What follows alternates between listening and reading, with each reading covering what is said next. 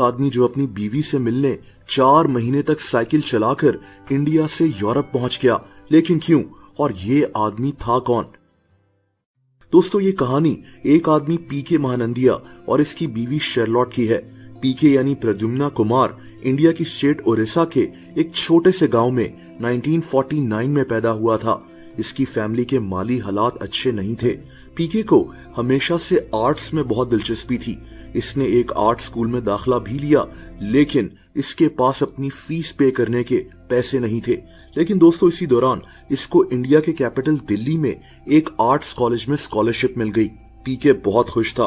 ये अपने गांव से दिल्ली पहुंच गया, लेकिन वहां पहुंचकर इसे पता चला कि इसको ये स्कॉलरशिप नहीं मिल रही। दोस्तों, पीके के पास जो पैसे थे वो भी खत्म होते रहे और अब ये दिल्ली की सड़कों पर सोना शुरू हो गया।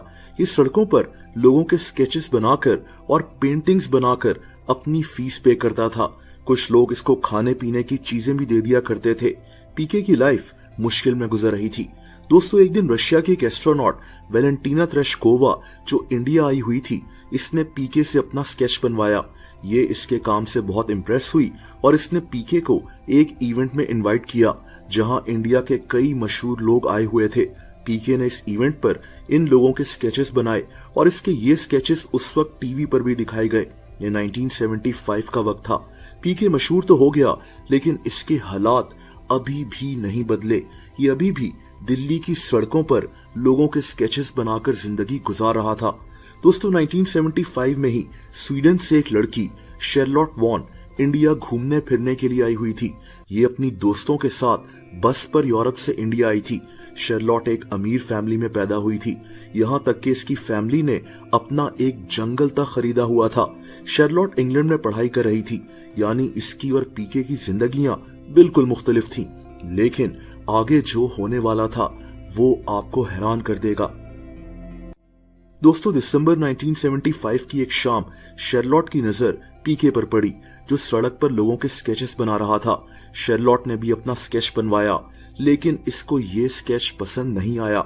ये अगले दिन फिर से पीके के पास पहुंच गई कि इसका स्केच फिर से बनाया जाए। इस दफा भी इसको अपना स्केच पसंद नहीं आया, लेकिन पीके शर्लॉट को पसंद करने लगा। दोस्तों, शर्लॉट तीसरे दिन फिर से पीके के पास स्केच बनवाने आ गई, तो पीके ने इसे चाय की दावत दी। पहले तो इसको डर लग रहा था कि कहीं शर्लॉट पुलिस को इसकी शिकायत न कर दे, लेकिन ऐसा नहीं हुआ। इनकी दोस्ती हो गई और पीके ने कुछ ही दिनों में शर्लॉट से कहा कि ये इससे शादी करना चाहता है। शर्लॉट भी पीके को पसंद करने लगी थी। ये इसके साथ इसके गांव चली गई, जहां इन दोनों ने शादी कर ली। दोस्तों, शादी के कुछ दिनों के बाद ये दोनों वापस दिल्ली आ गए, लेकिन अब शर्लॉट को वापस स्वीडन जाना था। पीके ने इसको कहा कि ये कुछ दिनों में इसके पास स्वीडन पहुंच जाएगा, लेकिन मसला ये था कि पीके के पास जहाज का टिकट खरीदने के पैसे ही नहीं थे। इसने शर्लॉट को अपनी ये मजबूरी नहीं बताई और अगले 1 साल तक ये दोनों बस लेटर्स लिखकर एक दूसरे से बात करते रहे। ये शर्लॉट को कहता रहा कि इसकी कोई मजबूरी है, लेकिन ये जल्द स्वीडन पहुंच जाएगा। लेकिन दोस्तों, पीके के पास स्वीडन जाने के पैसे ही जमा नहीं हो रहे थे। लेकिन फिर इसने अपनी बीवी के पास पहुंचने का एक अजीब प्लान बनाया। पीके का प्लान था कि ये साइकिल पर बैठकर इंडिया से स्वीडन पहुंचेगा। दोस्तों, उन दिनों इंडिया से यूरोप बाय रोड जाने का एक रास्ता होता था, जिसे हिपी ट्रेल कहते थे। इस सफर में कई मुल्क आते थे, जैसा कि हमारा मुल्क पाकिस्तान, अफगानिस्तान, ईरान, तुर्की वगैरह। पीके ने अपना सब कुछ बेच डाला। इसने एक साइकिल खरीदी और कुछ जरूरी सामान लिया और ये साइकिल पर बैठकर इंडिया से यूरोप रवाना हो गया। उस दौर में वीजा वगैरह के भी इतने इश्यूज नहीं होते थे। बहरहाल पीके के पास इतने पैसे ही नहीं थे कि ये काफी दिन तक गुजारा करता, तो बस ये रास्ते में लोगों के स्केचेस बनाकर पैसे कमाता रहा और उन्हीं पैसों से खाने पीने की चीजें लेता और रात को किसी सस्ते होटल में सो जाता था। ये रोजाना 70 किलोमीटर तक साइकिल चलाता था। दोस्तों ये जिस भी मुल्क में जाता, जब लोग इसकी कहानी सुनते थे कि ये अपनी बीवी से मिलने यूरोप जा रहा है, तो लोग इसकी मदद भी कर दिया करते थे। यूं पीके का गुजारा होता रहा। इसका सफर 22 जनवरी 1977 को शुरू हुआ था।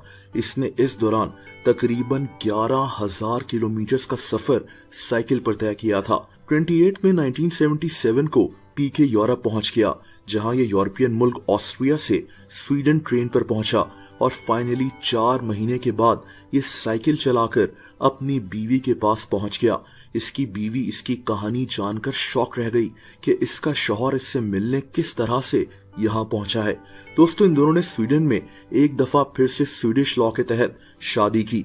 पीके ने स्वीडन में एक नई जिंदगी शुरू कर ली।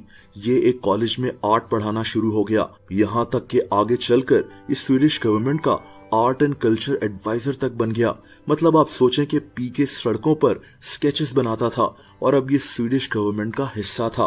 दोस्तों पीके और शार्लोट के 2 बच्चे भी हुए और आज ये दोनों तकरीबन 48 साल से शादीशुदा हैं।